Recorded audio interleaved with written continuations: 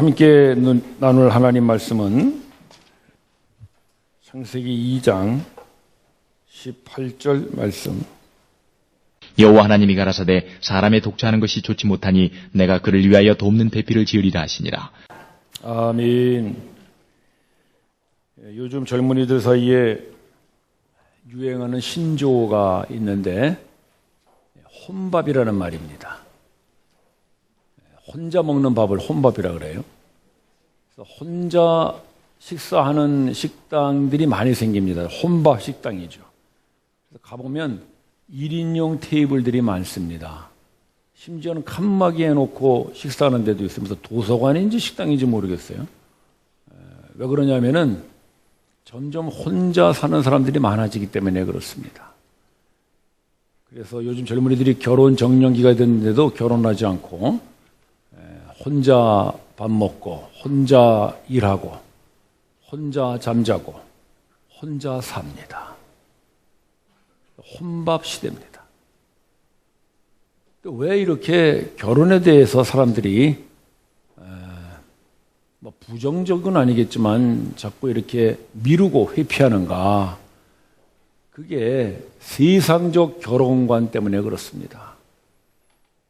우리 젊은이들이 세상적 결혼관에 너무 많이 젖어 있어요. 그래서 결혼을 뭐 꼭 해야 되나? 안 해도 그뿐이지? 이런 식으로 혼자 사는 사람들이 점점 많아집니다. 세상적 결혼관이라는 것은 자기의 유익을 위하여 결혼하는 것이 세상적 결혼관입니다. 그래서 내가 이 남자하고 결혼해서 나에게 유익이 될 것인가? 이 여자하고 결혼하면 나에게 어떤 유익이 있는가? 이걸 이제 따지는 것이죠. 그게 세상적 결혼관입니다. 그런 마음에서 결혼하다 보니까 결혼하고 나서도 계속 세상적 결혼관의 결혼 생활도 해나가게 됩니다. 그러니까 결혼 생활을 하면서도 끊임없이 나의 유익을 찾는 거죠. 상대방에게로부터 내가 어떤 유익을 얻을 것인가 그걸 생각하면서 결혼 생활을 합니다. 그래 나이가 들고 나면 이제 더 이상 이 사람에게 내가 유익 얻을 것이 없구나 하면은 그때 또 새로 생겨난 말이 졸혼이라는 말이에요. 여러분 많이 들어보셨나요? 이혼은 안 하는데 결혼을 졸업했다 그래서 각각 떨어져 삽니다. 이제 남편에게 아내에게 더 이상 얻을 게 없다 그렇게 생각하는 거죠. 그런 세태가 일본에서 왔다 그래요. 그러니까 일본에는 그런 얘기가 있답니다. 이사를 가는데 남편이 강아지를 꼭 안고 있어야 아내가 그나마 데리고 간대요. 왜냐하면 남편이 정년퇴직하고 더 이상 돈도 못 벌어오는데 강아지라도 돌봐주는 그런 유익이 있으면 데리고 가는데 그나마도 안 하면 아예 그냥 떨어뜨려 놓고 집도 안 가르쳐주고 이사를 가버린답니다. 일본 여자들이 무서워요. 근데 여러분 그게 이웃나라 얘기가 아니라 우리나라도 서서히 이런 졸혼이 들어오고 있습니다. 그래서 저도 요즘 강아지를 아주 아낍니다. 네. 뭐 사람 알 수가 없잖아요. 저도 이제 정년퇴직도 얼마 안 남았는데 이거 위험하다 해가지고 제가 아주 강아지를 요즘 아낍니다. 참 비참한 결혼 생활이죠. 그게 왜 그러냐면 세상적 결혼관에 젖어 있어서 그렇습니다. 그러나 성도는 세상적 결혼관을 따르면 안 됩니다. 성도는 하나님이 말씀하시는 결혼관을 가지고 살아야 합니다. 하나님은 결혼에 대해서 뭐라고 말씀하시는가? 우리 한번 봅시다. 18절 말씀. 하나님이 가라사대 사람이 독초하는 것이 좋지 못하다 그러셨어요. 하나님은 천지를 창조하시고 가장 먼저 하신 말씀이 보기에 좋았더라였죠. 빛을 만드시고 보기에 좋았더라. 땅과 바다를 가르시고 보기에 좋았더라. 계속 보기에 좋았더라 그러셨거든요. 마지막에 모든 천지창조를 마치신 다음에 뭐라 그랬어요? 보기에 심히 좋았더라. 그렇게 말씀하신 하나님께서 보기에 좋지 못하였다라는 말씀이 꼭 한 절이 있는데 그게 바로 이 18절 말씀입니다.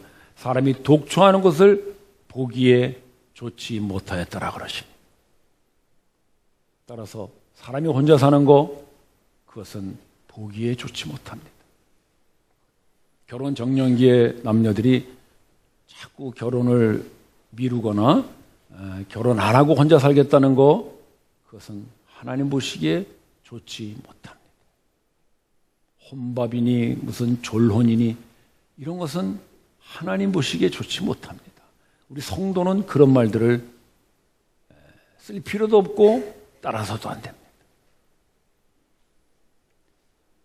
따라서 우리는 세상적 결혼관이 아니라 성도의 결혼관을 가져야 합니다. 그 성도의 결혼관은 하나님의 속성에서부터 나옵니다. 하나님이 왜 사람이 혼자 사는 걸 좋지 않다고 하시냐면 하나님의 속성이 혼자 사시는 분이 아니기 때문에 그렇습니다. 하나님의 속성, 하나님의 성품, 하나님의 특성의 대표적인 게 뭐냐면 공동체의 하나님이십니다. 그래서 하나님은 삼위일체 하나님이세요. 하나님은 혼자 계시잖아요. 성부, 성자, 성령, 삼위일체 하나님이십니다. 공동체의 하나님이세요. 또 하나님은 하나님의 나라를 이루시죠. 천국이 하나님의 나라잖아요. 하나님의 나라라는 말이 뭐겠어요? 왕 되신 하나님이 혼자 계시는 것이 아니라 하나님의 사람들이 백성으로 함께 거하는 나라가 천국 하나님의 나라입니다. 따라서 하나님은 공동체의 하나님이십니다. 따라서 하나님의 속성이 공동체이기 때문에 사람이 혼자 사는 것은 하나님의 속성상 맞지가 않습니다. 따라서 부부가 되어 함께 사는 것은 단순히 한 남자와 한 여자가 서로 좋아해서 산다 그런 의미가 아니라 하나님의 속성을 따라 사는 바로 그 가장 기본되는 공동체가 부부이며 결혼임을 잊지 마십시다. 그게 성도의 결혼관입니다. 따라서 우리는 결혼을 통해서도 하나님의 속성인 공동체를 이루어가고 공동체를 배워가는 것이지 단순히 그저 나의 유익을 위하여 이 남자 필요하다, 이 여자 필요하다 그렇게 살아가는 것이 아닙니다. 그래서 하나님께서는 이 독처하는 것이 좋지 못해서 부부가 함께 살기 위하여 돕는 배필을 지으세요. 그러니까 아마 여자는 남자가 지어진 다음에 한참 후에 지어진 것 같아요. 창세기 1장에는 남자 여자 함께 지어진 것 같은데 2장에 보면 남자가 먼저 지어져서 아담이 뭐 동물들의 이름도 다 짓고 그런 게 다 나오거든요. 그 다음에 하나님께서 여자를 만드셔서 돕는 배필로 부부가 되게 하십니다. 따라서 결혼은 인간이 타락하기 전 하나님께서 지으신 창조의 규례임을 믿으십시오. 이것은 인간의 타락하기 전에 하나님께서 주신 축복이고 하나님의 창조의 질서입니다. 그런데 이 돕는 배필이라는 말 우리가 좀 오해하는 경우가 많은데 여자는 돕는 배필이라 그러니까 마치 남편과 아내가 상하의 관계가 있는 것이 생각할 때가 있어요. 왜냐하면 돕는다 그러니까. 그래서 남자들이 자주 그 아내를 무슨 뭐 자기를 돕는 어떤 보조가 아니라 심지어는 도우미 정도로 어떤 남자는 파출부 정도로 생각하는 사람도 있지 않을지 모르겠어요. 돕는다 그러니까. 여러분 이게 그런 뜻이 아닙니다. 이 돕는다는 말은 히브리어로 에셀이라는 말을 쓰는데요. 이건 하나님께도 쓰여진 말이에요. 여러분 에벤에셀이라고 들어보셨죠? 사무엘이 하나님께서 여기까지 우리를 도우셨다고 해서 돌을 놓는데 돌이 에벤입니다. 에벤 히브리어로. 에셀은 돕다. 그러니까 도움의 돌이다. 하나님이 우리를 여기까지 도우셨다 할 때 에벤에셀이라는 말을 쓰는 거거든요. 근데 에벤에셀이라는 말이 뭐냐면 우리를 여기까지 도우신 하나님, 그럴 때 쓰는 말이에요. 즉 돕다라고 하는 에셀이라는 말은 하나님께 쓰이는 말이에요.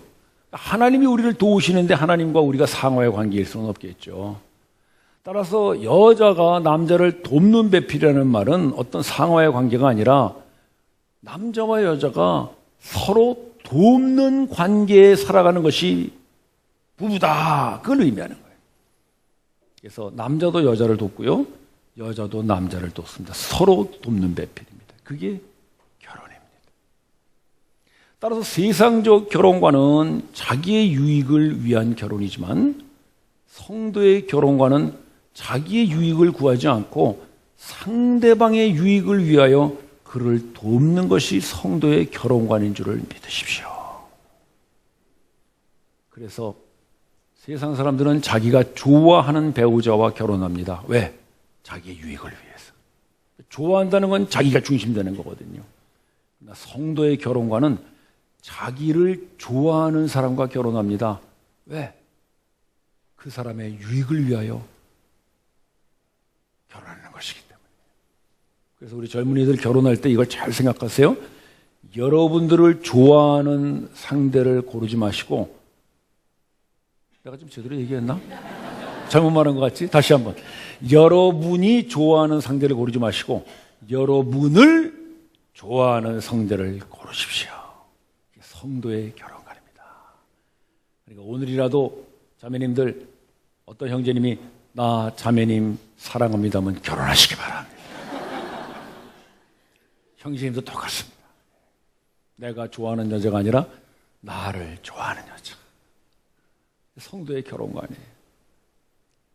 따라서 세상의 결혼관과 성도의 결혼관의 가장 큰 차이는 자기의 유익을 구하느냐 자기의 유익을 구치 하느냐 하는 것입니다. 자, 여러분, 자기의 유익을 구치 않는 걸 뭐라 그래요? 사랑이라고 그러죠. 사랑. 고린도전서 13장 우리 잘 알잖아요. 사랑은 자기의 유익을 구치 아니하며. 즉 성도의 결혼관의 핵심은 뭡니까? 사랑입니다. 세상의 결혼관의 중심은 내가 좋아하는 것이죠. 틀립니다, 여러분. 좋아하는 것과 사랑은 다릅니다. 좋아하는 건 자기의 유익을 구하는 거지만 사랑은 자기의 유익을 구치 않습니다. 따라서 성도의 결혼관은 사랑입니다. 그래서 성도는 사랑을 위하여 기도하는 거예요. 결혼하는 거예요. 사랑하기 위하여 결혼하는 거예요.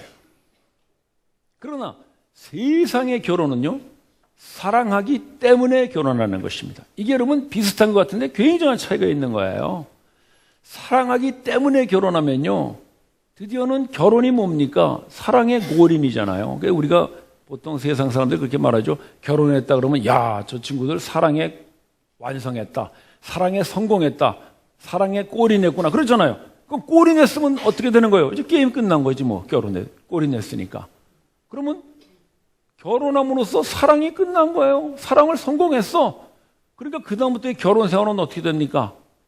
사랑은 없고 다툼과 자기의 유익과 심지어는 미움과 원망과, 그래서 나이 늙어서는 사랑이 아니라 왼수, 그것도 평생 왼수하고 살았다고, 이런 그 웃지 못할 소리들을 하는 것입니다, 여러분. 그게 바로 세상의 결혼관이에요. 사랑하기 때문에 결혼한 사람들은 드디어 결혼으로 사랑이 끝나버리고 말죠. 그래서 사랑에 대한 이런 이 속담이나 격언들을 찾아보면요, 좋은 말이 하나도 없어. 제가 한번 찾아보니까 이런 말들이 있다고. 어떤 나라 격언인데, 결혼과 죽음은 미룰수록 좋다. 어휴, 끔찍해요, 여러분. 죽기 전에 결혼하라는 말인가? 또 어떤 데는요, 결혼은 무덤의 시작이다. 어휴, 공감하시는 분들이 많은가 봐, 어째, 표정들이. 또 어떤 그 나라 격언에는 이런 말도 있어요. 결혼 전에는 공작이고, 약혼 후에는 사자고, 결혼 후에는 당나귀다. 우리 형제님들 다 당나귀가 돼버리셨어요. 이게 세상적 결혼관이에요.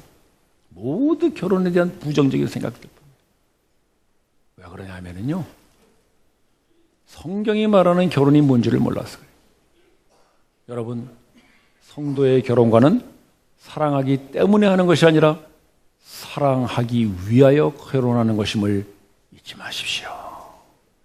그래서 사랑하기 위하여 결혼하면은 이제 결혼식하고 나면 그다음부터는 사랑을 위하여 사랑을 위하여. 그래서 점점 더 사랑이 깊어지고요. 부부가 결혼 생활을 하면 할수록 점점 더 사랑이 무르익고요. 사랑이 짙어지는 거예요. 저도 그런 걸 참 많이 느껴요. 저도 벌써 결혼 생활이 꽤 됐는데, 이게 세월이 가면 갈수록 사랑이라는 게 이런 거구나. 점점 더 느껴지는 것 같아요. 그래서 여러분, 우리는 언제나 사랑을 위하여, 사랑하기 위하여 결혼하는 그런 성도의 결혼관을 기억하고 사시길 바랍니다.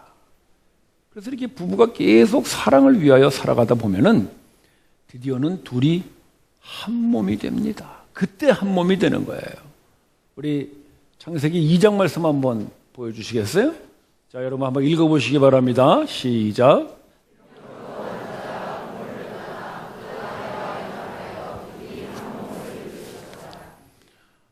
결혼이 한 몸을 이룬다는 것을 그냥 쉽게 생각해서 그렇지 뭐 부부가 그냥 서로 한 몸을 이루고 사는 거지 이렇게 또 육체적 결합으로만 쉽게 생각하는데 이게 그런 뜻이 아닙니다. 한 몸을 이룬다는 거는요, 단순한 어떤 육체적 결합을 말하는 것이 아니라 네가 내가 되고 내가 네가 된다는 아주 깊은 연합의 의미를 말하는.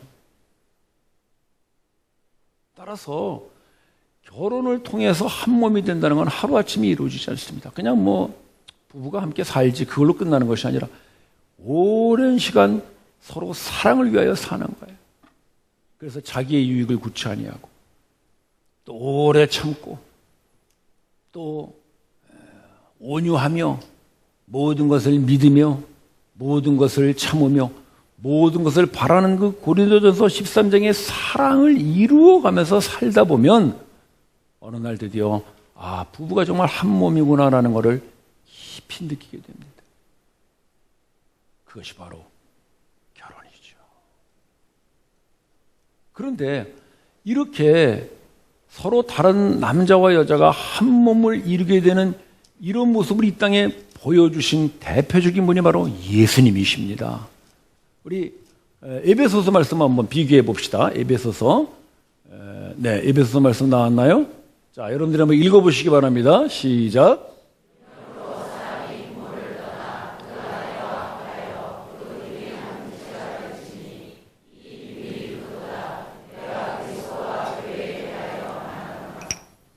바울사도는 창세기 2장 24절에 남자가 아내와 합하여 한 몸, 한 육체가 될지나라는 그 말씀을 인용하면서 그걸 뭐라 그랬어요? 비밀이라고 그랬어요. 비밀.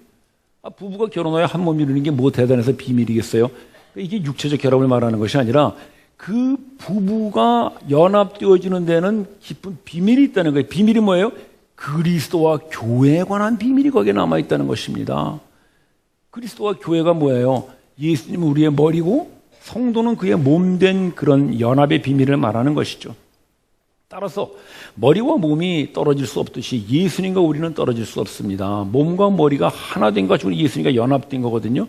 그 하나 되어진 그 연합의 비밀이 영적인 비밀이고 그것은 보이지 않는 비밀인데 그 보이지 않는 영적인 비밀이 눈에 보이는 실제로 경험되어지는 그 자리가 어디냐면 바로 부부의 한 몸 되어지는 연합임을 여러분 믿으십시오.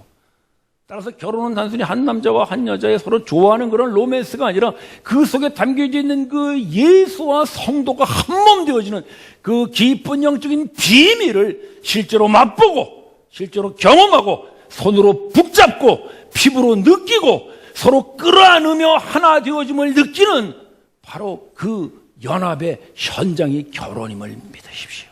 그게 비밀이라는 거예요. 그래서 그 비밀을 알아가라고 하나님께서 우리에게 부부가 한 몸 되게 하십니다. 저는 결혼 생활해오면서 부부가 정말 한 몸이구나라는 것을 깊이 느낀 적이 한 번 있었는데 제가 한 20여 년 전에 눈 수술을 받고 병원에 입원한 적이 있었어요. 이제 수술하고 나니까 두 눈을 붕대로 다 이렇게 감아가지고 못 보게 하더라고. 안정시키려고 그러는 거겠죠. 완전히 제가 소경으로 한 달을 살았습니다. 아무것도 할 수가 없는 거야. 그 이제 밥 먹을 때도 아내가 옆에서 떠먹여줘야 돼. 그래서 여보 밥 그러면 김치 그러면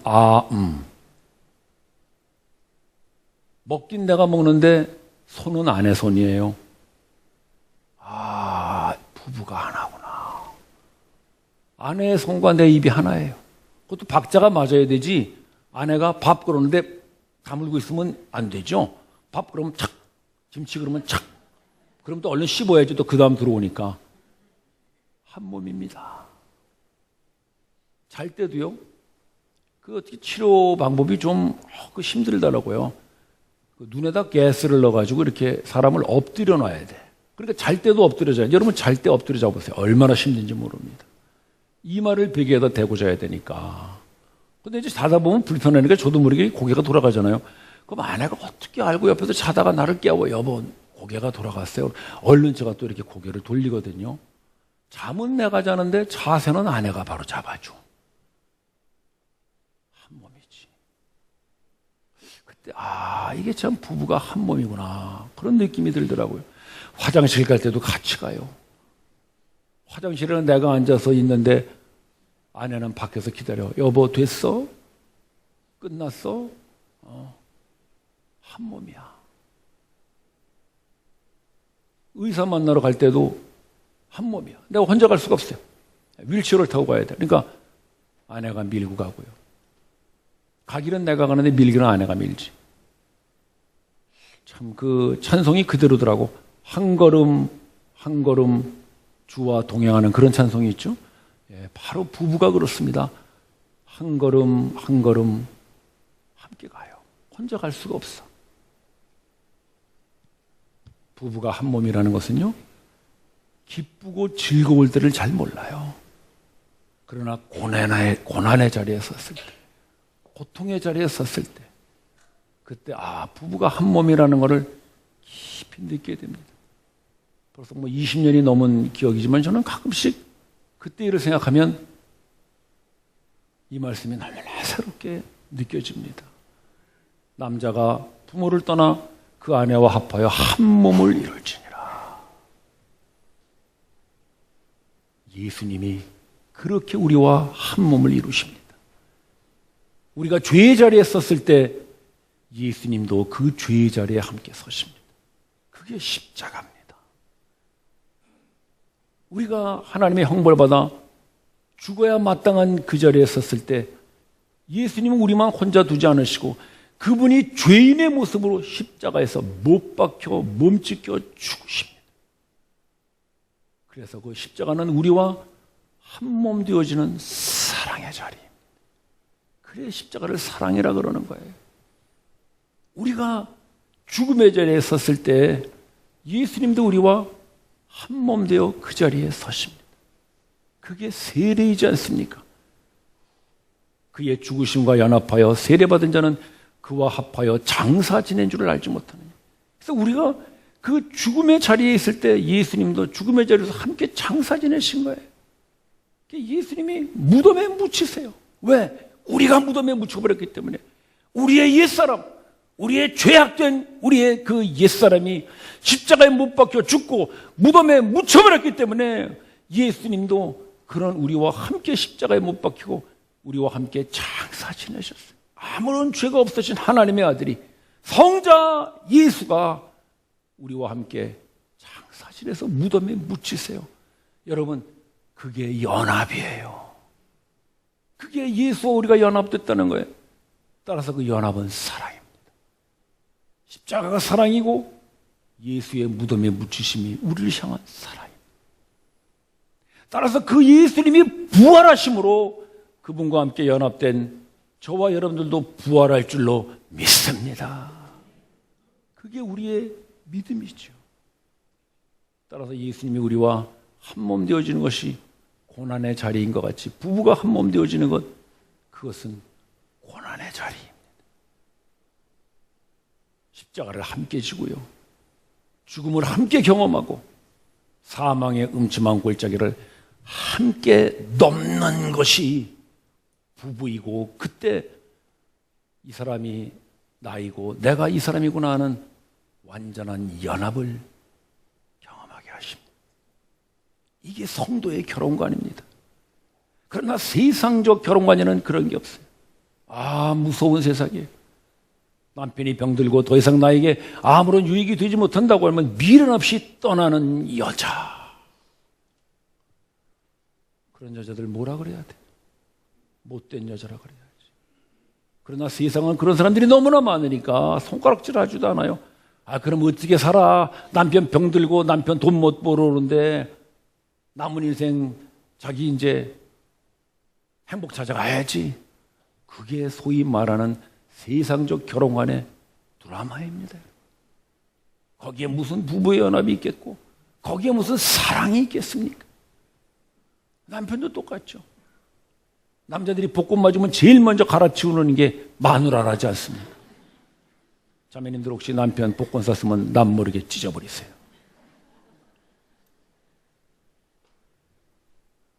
우리는 지금 이런 세대에 살고 있습니다. 세상적 결혼관에 살고 있습니다. 혼밥과 졸혼이라는 단어가 너무나 유행같이 퍼져가는 세상에 살고 있습니다. 성도는 그렇지 않습니다. 남편이 아프고 병들면 그 아픔과 병든 아픔에 같이 동참하는 것이 부부입니다. 아내가 병들고 누워있으면 그 아내의 아픔에 함께하는 것이 부부입니다. 그럼으로써 드디어 예수께서 우리의 그 고통과 사망의 자리에 오신 것 같은 그 예수님과 우리가 한 몸 되어지는 연합을 그 고난의 자리에 부부가 함께 느끼고 경험할 줄로 믿습니다. 그것이 한 몸이고 사랑의 완성이라고 하나님 말씀하십니다. 따라서 성도의 결혼하는 사랑을 위해서, 그 사랑이 이루어지기 위해서 기쁠 때나 슬플 때나 병들 때나 건강할 때나 부할 때나 가난할 때나 우리가 결혼 서약할 때에 외웠던 그 말씀 그대로 함께 사랑하는 것이, 함께 고난을 겪고 함께 울고 함께 아파하는 것이. 따라서 그런 부부 사이에는 혼밥이라는 게 없죠. 졸혼이라는 말이 없고 거기에는 함께하는 삶, 함께하는 식탁, 함께하는 영원한 결혼말이 남습니다. 그때 우리는 하나님께서 말씀하신 한 몸을 경험합니다. 따라서 그 한 몸을 이루어 사랑을 완성하는 사람들에게는 예수님께서 우리와 한 몸 이루는 그 영적인 비밀을 실제로 맛보고 실제로 느끼며 실제로 경험하며 사는 놀라운 영적인 비밀을 깨닫는 사람들이 될 줄로 믿습니다. 요즘 세태는 점점 혼자 사는 세태가 되어가고 있습니다. 그래서 하나님의 속성에 맞지 않습니다. 하나님은 공동체적인 분이십니다. 따라서 그 부부가 서로 공동체를 이루고 그 부부가 또 교회를 이루고 그 교회 공동체가 또 사회를 이루고 그 사회가 나라를 이룰 때 그게 바로 예수님이 말씀하신 하나님의 나라가 이루어질 줄로 믿으십시오. 따라서 우리는 성도의 결혼관을 가지고 결혼해야 합니다. 아직 결혼하지 않은 젊은이들은 꼭 이 말씀을 기억하여 성도의 결혼관으로 결혼하시고, 이미 결혼하신 분들은 이제부터라도 그 결혼 생활을 자기의 유익을 굳지 않는 그 남의 유익을 위한 사랑으로 그 성도의 결혼관으로 사셔서 여러분들의 남은 결혼 생활에 드디어는 예수님과 우리가 한 몸 되는 연합을 완성하듯이 여러분들 부부가 그 한 몸의 연합으로 사랑을 완성하는 그런 복된 생애가 되시기를 바랍니다. 기도드립시다. 형제 자매 여러분, 여러분들은 사랑하기 때문에 결혼하셨나요? 후회할 것입니다.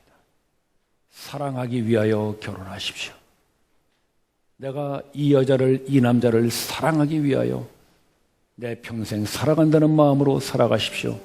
그때 여러분들은 드디어 예수님이 우리와 한 몸 되어주는 연합의 비밀을 여러분들의 아내 사이에, 남편 사이에 경험하게 살며 살게 될 줄로 믿습니다. 주님, 내가 결혼 속에서 드디어는 예수님과 우리가 하나 되어지는 이 영적인 비밀을 맛보고 깨닫고 실현하며 살아가는 부부 되게 하여 주시옵소서. 합심하여 기도합시다.